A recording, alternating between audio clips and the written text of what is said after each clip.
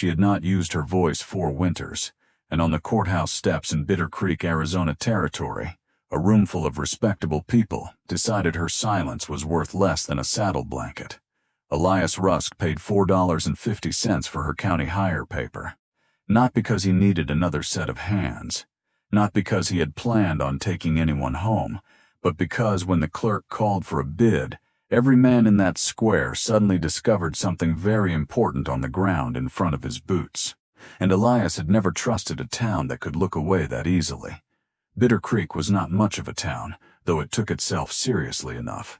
It had one courthouse with sun-blistered steps, one church with a bell that cracked if it rang too hard, one mercantile that sold coffee, nails, calico, lamp oil, and opinions in equal measure, and a jail that stood empty most weeks because the sheriff preferred solving trouble before it required paperwork. The town sat between scrub hills and a dry wash that carried water only when the sky got angry.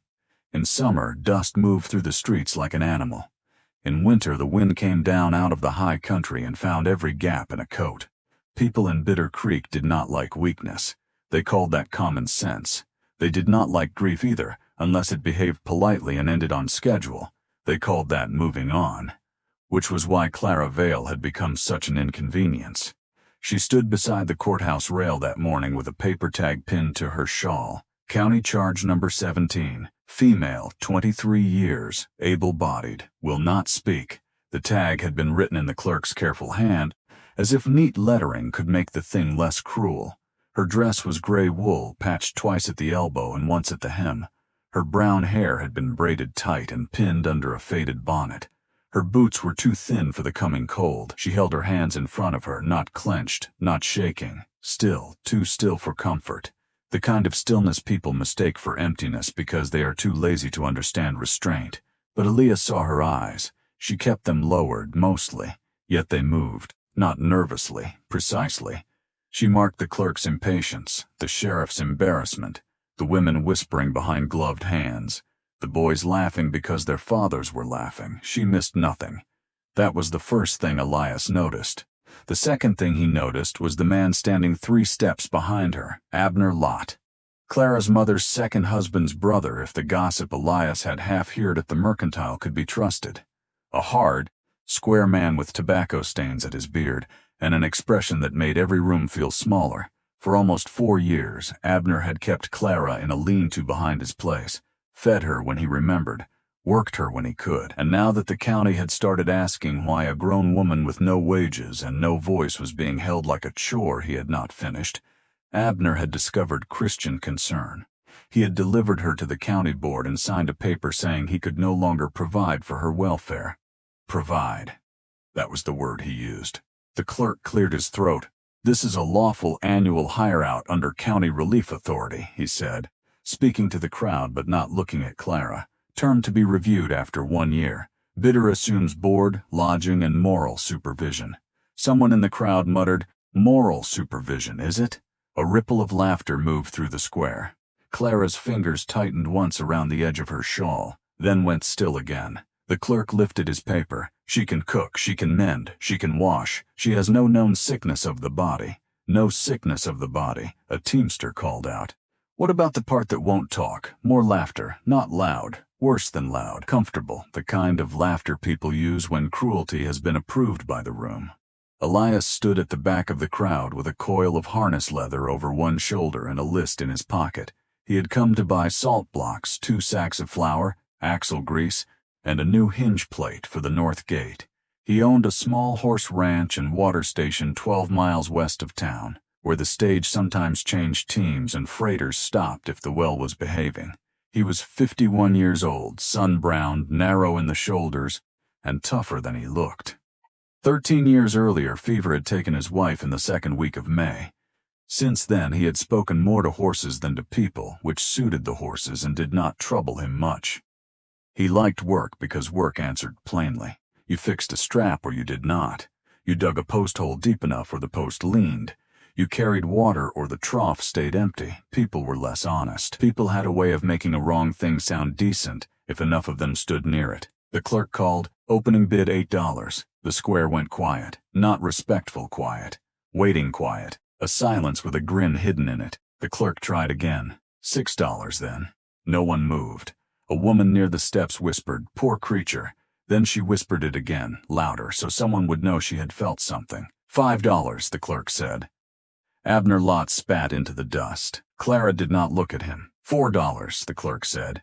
And now his voice had started to bend under the weight of the room. A boy near the hitching rail called, "I'll give a nickel if she can sing for it." The crowd broke. Elias felt something inside him go cold and exact. Not anger exactly.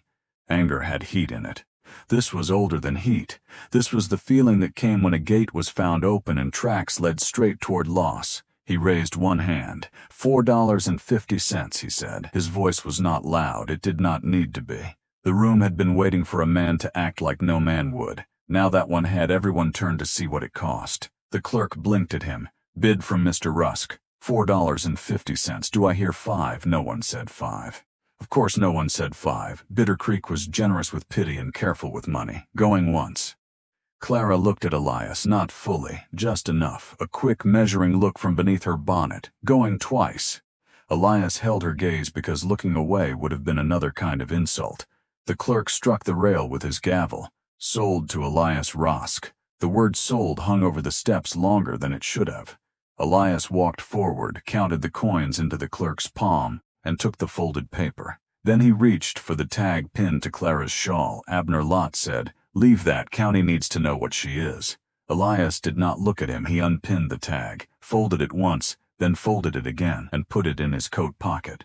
"What she is," Elias said, "is standing here. That was all. No speech, no threat, no performance for the crowd." He turned toward the wagon. Clara followed. She did not hurry. She did not look back. For 12 miles, they rode west with the courthouse shrinking behind them and the country opening into gray-green flats of mesquite, creosote, and stone. The sky was pale and hard. The mountains sat blue in the distance, carrying a thin line of snow along their shoulders. Elias kept the team to a steady walk. Clara sat beside him with the hire paper folded on the bench between them. She had placed it there herself, not in his hand, not in hers, between, as if the thing needed to be watched. After the first mile, Elias said, "There is a room at my place with a latch on the inside." She looked at him. He kept his eyes on the road.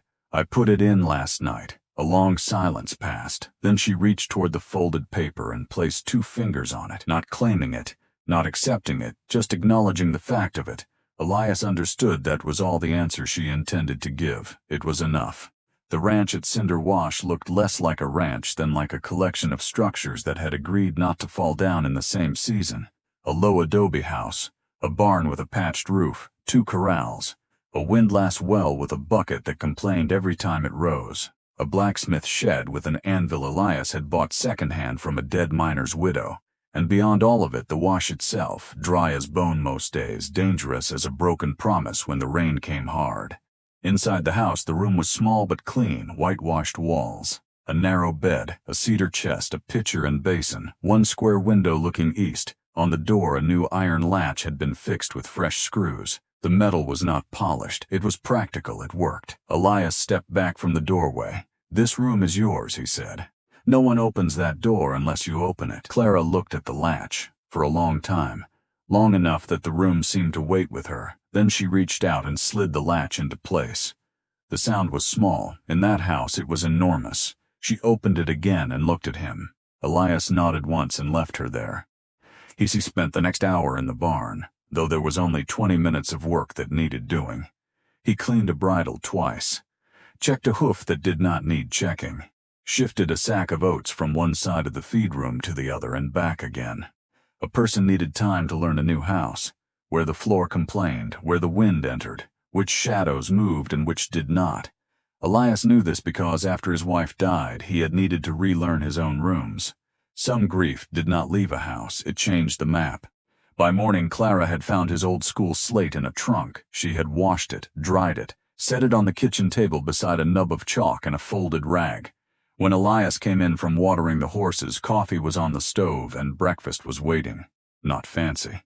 Beans warmed through, fried corn cakes, coffee strong enough to stand a spoon in. Clara sat across from him. She picked up the chalk and wrote in quick, clean letters.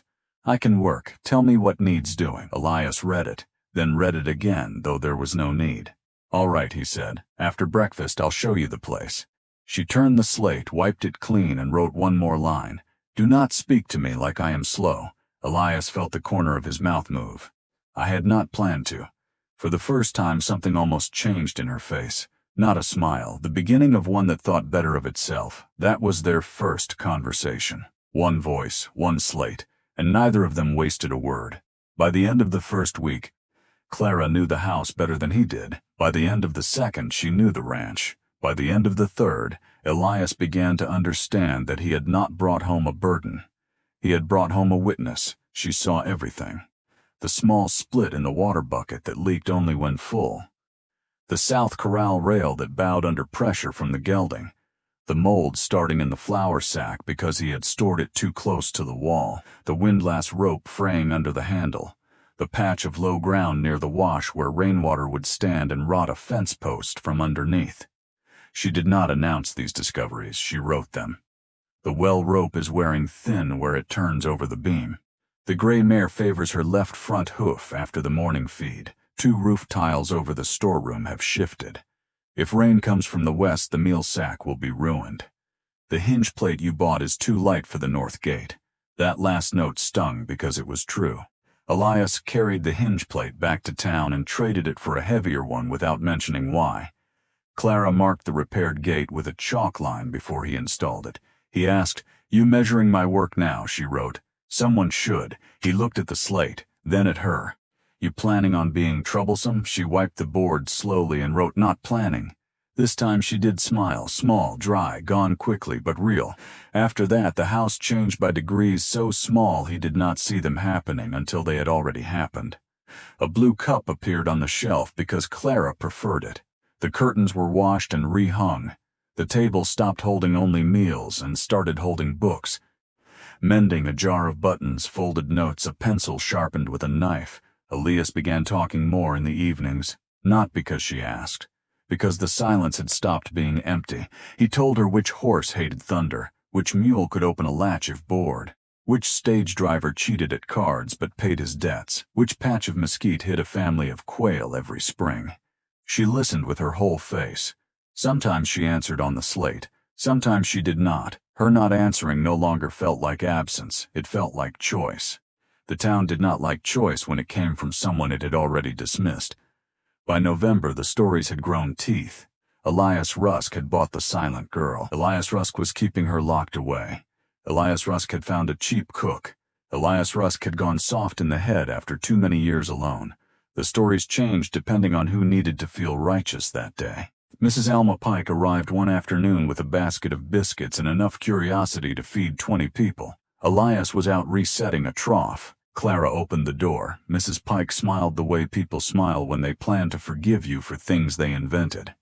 "Well," she said, peering past Clara into the house, "I just came to see how you were being kept." Clara held her gaze. Mrs. Pike continued, "It must be strange for you, out here with a man alone. Of course, Mr. Rusk is respected in his way, though some arrangements can look improper when people do not understand them." Clara waited. Mrs. Pike looked encouraged by the silence. "And people are talking, not unkindly necessarily. Concerned. A woman in your condition cannot always know what is best for herself." Clara lifted one finger, a request for patience. She went inside, returned with the slate, and wrote while Mrs. Pike watched. "Thank you for the biscuits. I am kept by a door that locks from my side, work I am paid for, and conversations in which I am allowed to understand every word." She turned the slate. Mrs. Pike read it. Her eyes moved left to right, then back again slower. Clara took the basket, removed the biscuits, placed a clean towel in it, and handed the basket back. Then she wrote, "If there was another concern, please bring it plainly." Mrs. Pike left with no biscuits, no victory, and no useful gossip except the dangerous kind. The kind that suggested Clara Vail was not helpless. That evening, Elias read the slate account and sat very still. "She'll tell everybody," he said. Clara wrote, "Good." Elias looked up. She added, "They need better material." He laughed once. A short sound surprised out of him. The next visitor was Dr. Harlan DeWitt, who came without being asked and entered the kitchen as if a medical bag gave him rights to every room in the territory. He was a neat man with silver hair, polished boots, and the burden of having been listened to for too many years. Clara sat at the table with her slate. Elias stood by the stove. Dr. DeWitt spoke to Elias, not to Clara. To be direct, Mr. Rusk, this is sort of mutism following shock often becomes fixed. The mind retreats. The patient cannot be expected to reason normally about her condition. I have seen it before. It may be best to treat her firmly, encourage usefulness, discourage indulgence. Clara's eyes did not leave his face. He went on. A tragedy can freeze a lesser constitution. In time, perhaps. The doctor stopped. Clara wrote for a long moment. Then she turned the slate around. I was present when my mother died of lung fever, when my brother was crushed in the contention mine, and when Abner Lott told the county my silence made me less expensive than a dog. I remember all of it clearly. My mind did not retreat. It remained where the damage was done. Dr. DeWitt's mouth tightened. Clara wiped a small space at the bottom and added, a wound is not the same as stupidity. A doctor should know the difference. The room held that line. Dr. DeWitt closed his bag. I see, he said, though plainly he did not. After he left, Elias stayed by the door until the sound of hooves faded. Then he sat across from Clara.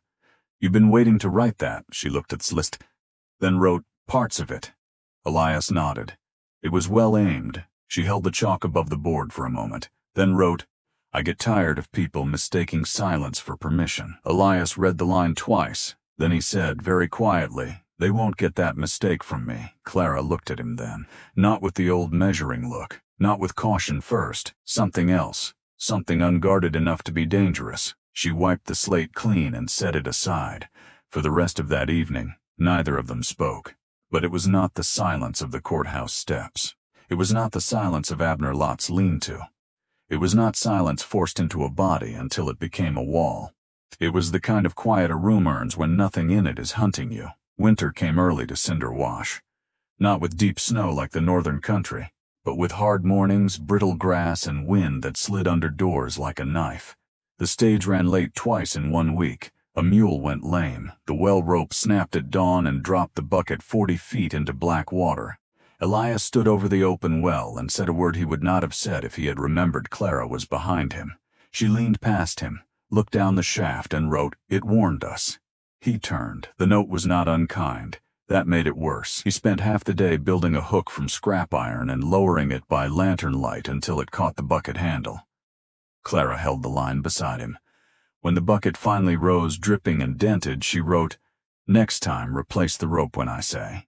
Elias took the slate from her, wrote in his slower, rougher hand, Yes, Mom, and handed it back. She laughed without sound, a breath through the nose, a shaking in the shoulders. He had not known silent laughter could fill a kitchen, but every piece has a bill.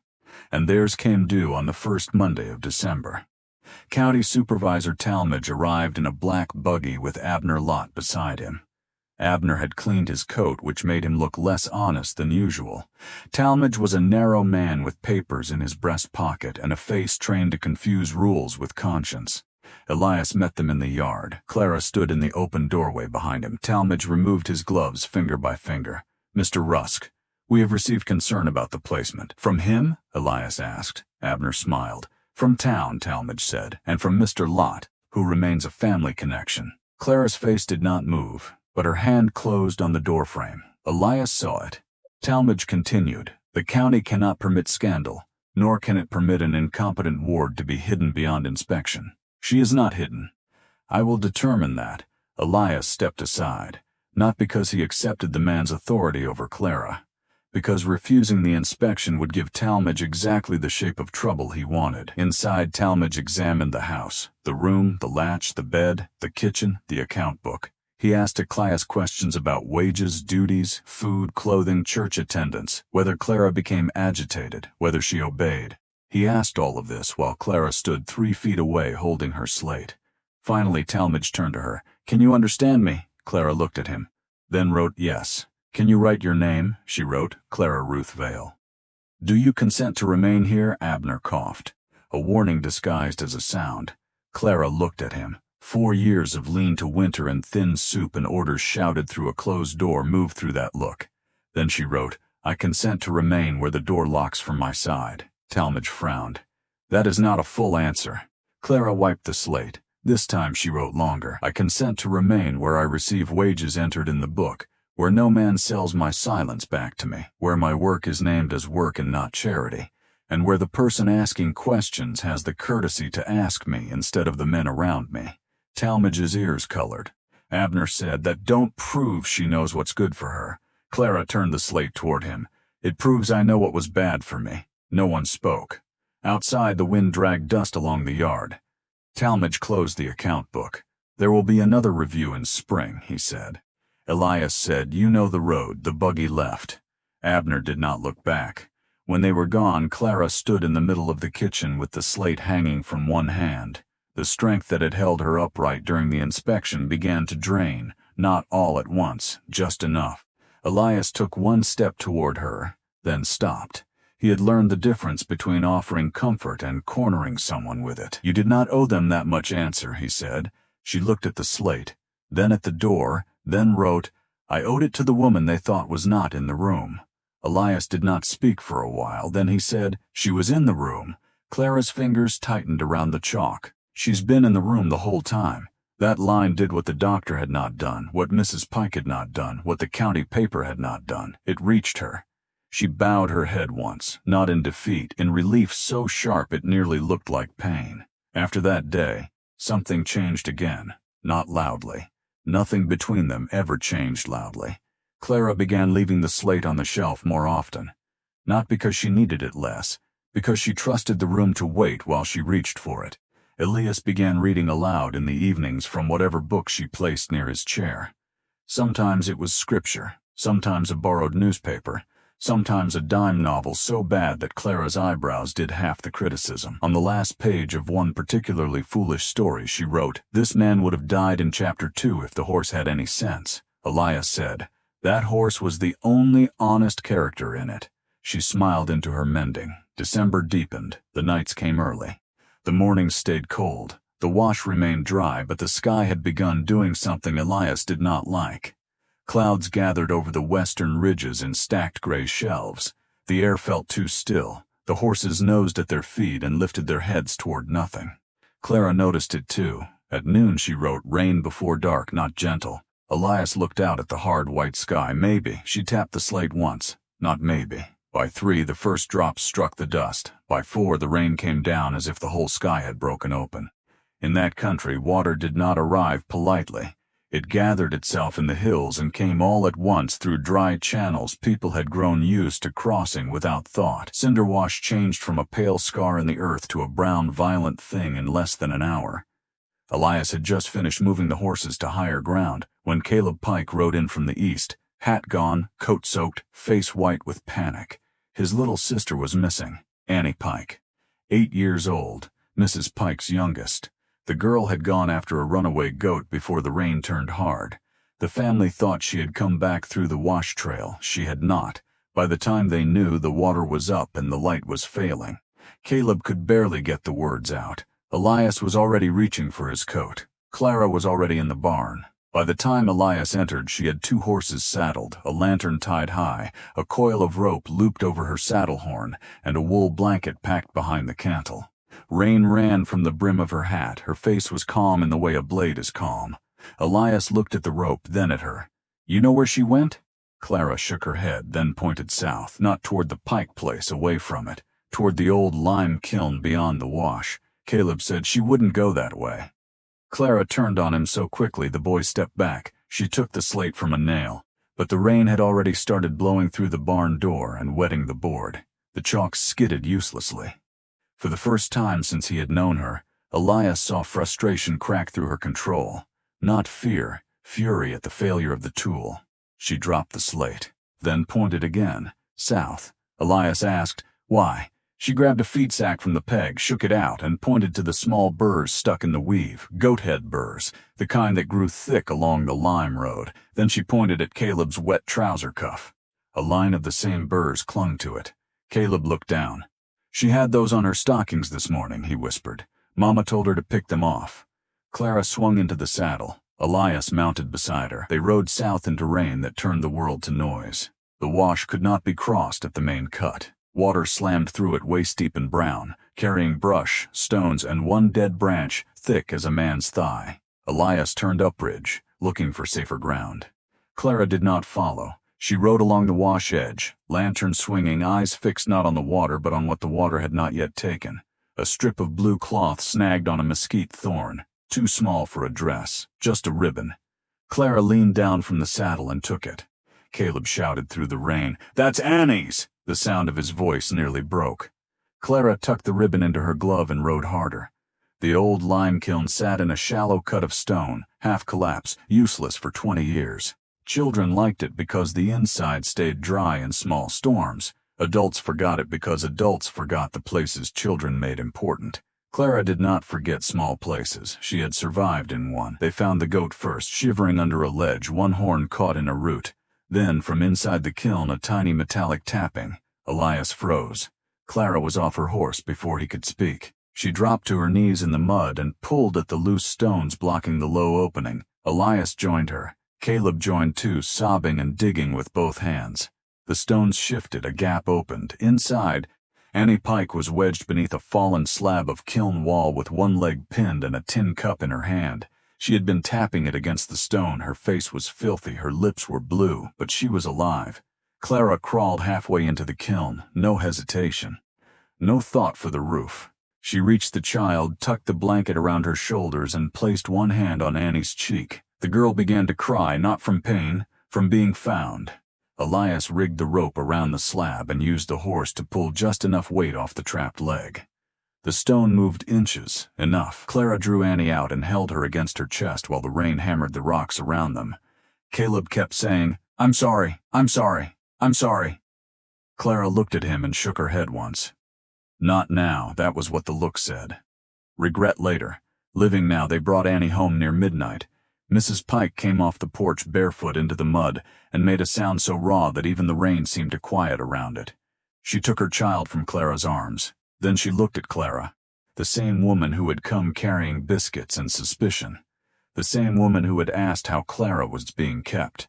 Now she stood with her daughter alive against her chest and could not find a single sentence large enough. Clara did not wait for one. She turned her horse toward Cinder Wash. Elias rode beside her. The rain softened as they climbed the ridge. Behind them the Pike house glowed with lamplight, and shouting and prayers and the kind of crying that comes when the worst thing almost happens but does not. Ahead of them the ranch was dark except for the kitchen window. Their horses walked slowly, heads low, steam rising from their backs. Neither Elias nor Clara spoke. No slate, no chalk, no need. At the barn they worked by lantern light, saddles off. Blankets rubbed down. Hooves checked, rope hung, lantern trimmed. The old sequence of tasks done in the old order by two people who no longer had to ask where the other would stand. When they reached the house, Elias built the fire high. Clara stood near it with mud on her skirt, rain in her hair, and both hands open at her sides, as if she had set something down but had not yet understood what it was. Elias put a dry blanket over the back of her chair. She sat. He made coffee. Neither of them drank. For a long time the only sounds were the fire and the last rain ticking from the roof. Elias looked at the shelf where the slate rested, dry now. Waiting, Clara looked at it too, then looked away.